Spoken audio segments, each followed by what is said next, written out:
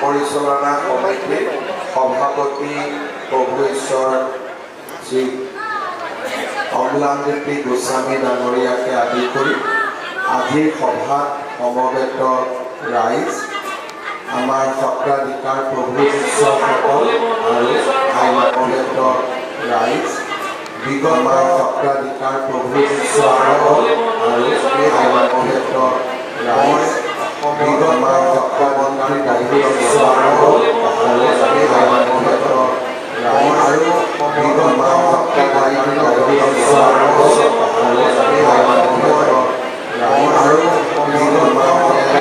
গুৱাহাটীৰ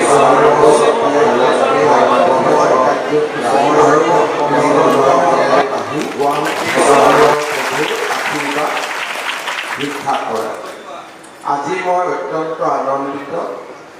আমাৰ অসমৰ নৱ বৈষ্ণৱ ধৰ্মৰ প্ৰাণকেন্দ্ৰ আৰু আমাৰ সকলোৰে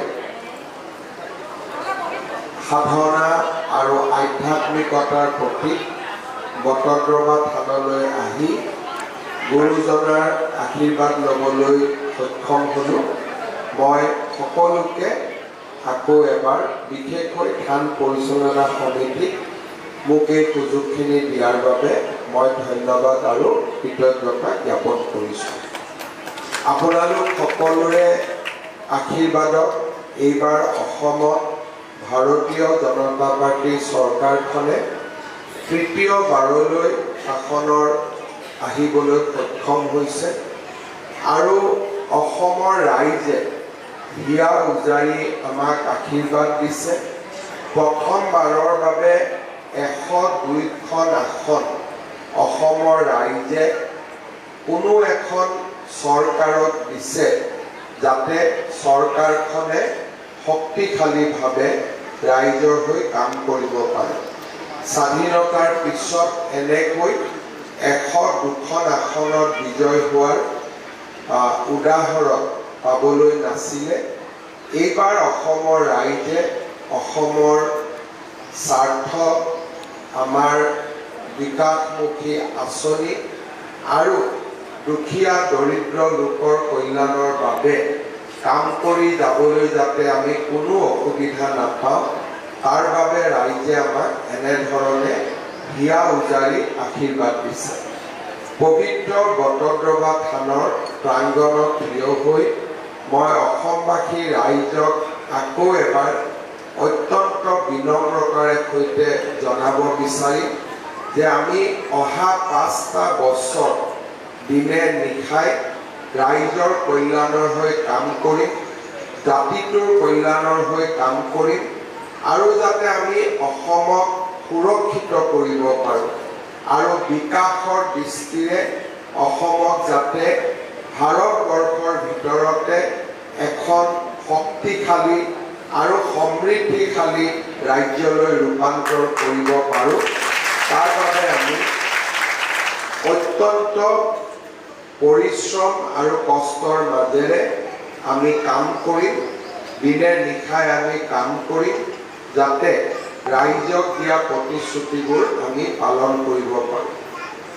মহাপুৰুষ শ্ৰীমন্ত শংকৰদেৱ আমাৰ জাতীয় জীৱনৰ পথ প্ৰদৰ্শক আছিল আৰু তেখেতে অসমীয়া জাতিটোক প্ৰাণ দিছিলে আৰু অসমীয়া জাতিটোক আমাক এক নিজস্ব পৰিচয়েৰে জগত সভাত পৰিচয় কৰাই দিছিলে। মহাপুৰুষজনাৰ আশীৰ্বাদ আৰু তেখেতে দেখুৱাই যোৱা ৰাস্তাৰে আমি অহা 5 বছৰত খোজকাঢ়িম আৰু মহাপুৰুষ শ্ৰীমন্ত শংকৰদেৱে যিখন অসমৰ কল্পনা কৰিছিল সেই অসমখনৰ বাবে আমি নিশ্চিতভাৱে কাম কৰিম। মই পুনৰ এবাৰ গুৰু দুইজনাৰ শ্ৰীচৰণত ভক্তিভৰা সেৱা যাচিছোঁ।